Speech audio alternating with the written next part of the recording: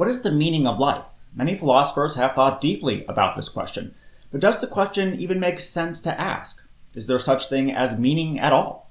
In this video, I'll look into this question, including if I think it can be answered, and if so, what I think the best answer might be. Keep in mind, this is just a guess of mine. No one really knows the answer for absolutely sure.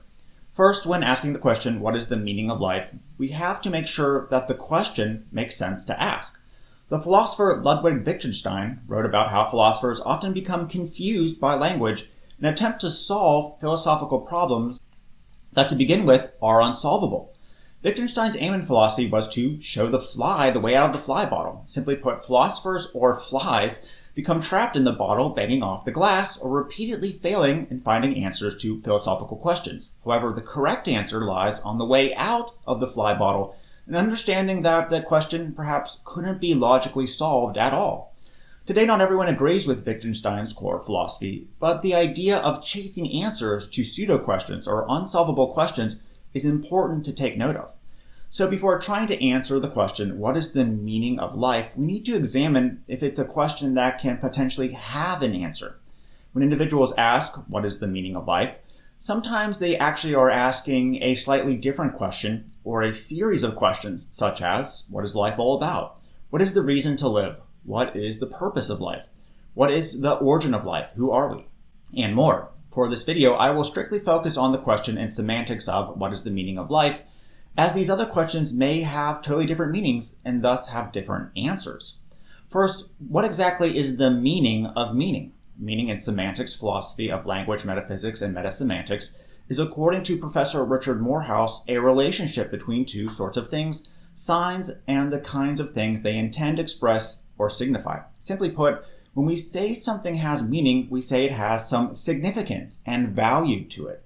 More specifically, meaning appears to be a mental event, a cognitive and emotional phenomenon.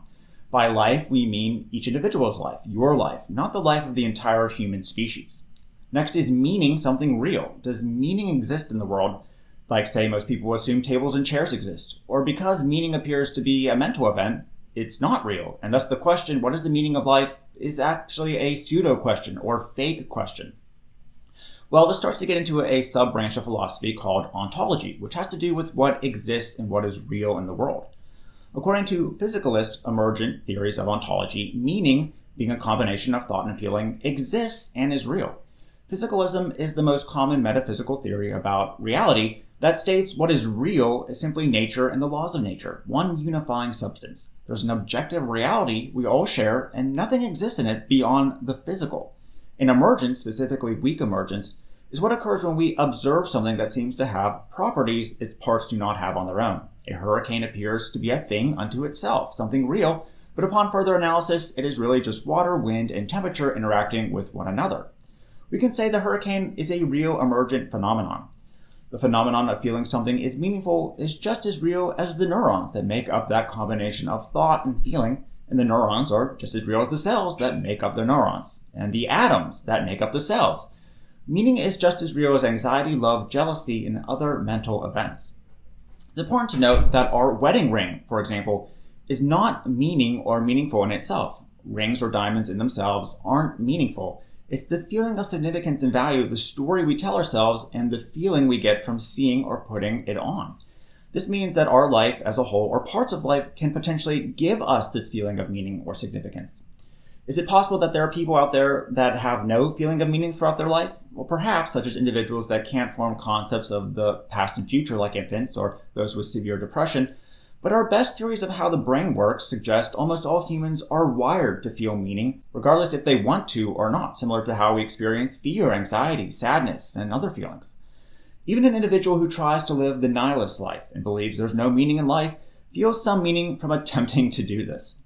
So I think the question, what is the meaning of life, could perhaps be better framed, maybe what is it that gives our lives as individuals meaning, but the question is worth trying to answer, as meaning is a real thing, and the question, I think, is answerable.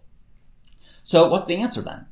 Answers to this question have been put forth by many different thinkers across many different cultures through the centuries. The meaning of life could be trying to live as close to a God as possible, such as those who believe in Christianity or another religion. The meaning of life could be becoming your own unique individual person as existential philosophers such as Nietzsche wrote about. Those who argue for a main overarching meaning or significance of life say that there's an objective truth that gives our lives significance above everything else.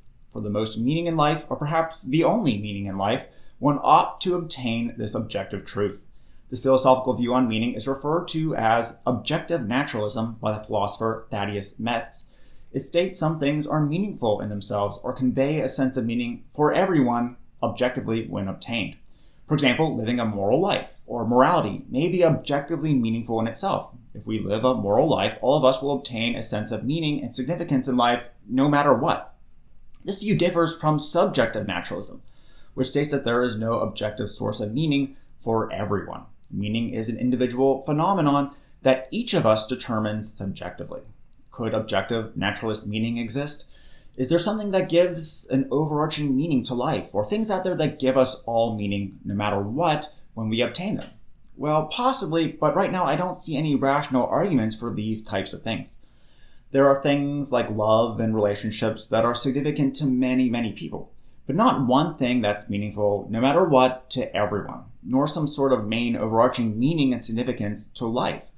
Again, something like becoming who you are or you must live for God can be thought of as very meaningful to many people and even overarching meanings of life for some, but perhaps not to others. There doesn't appear to be some sort of objective truth to meaning woven into the fabric of the universe. It appears many different things can give our lives meaning, and they may be meaningful to us, but perhaps not to other people. For instance, meaning may come from getting married, praying to a god, winning a sports game, choosing your own career, and more. These things may be meaningful to you, but not necessarily to everyone else. So what is the meaning of life then? The answer is there are many answers. Different things can give different people a feeling of meaning and significance. Now, if this is the best answer to the question, what is the meaning of life, I think it opens up the door to even more significant and meaningful questions. For instance, are there some things that give lives more meaning than others? If so, should we ought to try to obtain those things and help others do so? What is it or what combinations of things makes life the most meaningful or makes life go best for the greatest number of individuals as possible? I'll be exploring these questions more in later videos if you want. Just let me know below in the comments. But hopefully this take on the meaning of life was interesting and meaningful to you. Let me know what you think of anything covered here and what you think the answer is to what is the meaning of life. If you want more videos like this, make sure to subscribe using the link in the description and turn on the notification bell to receive updates when those videos are out. Thanks for watching.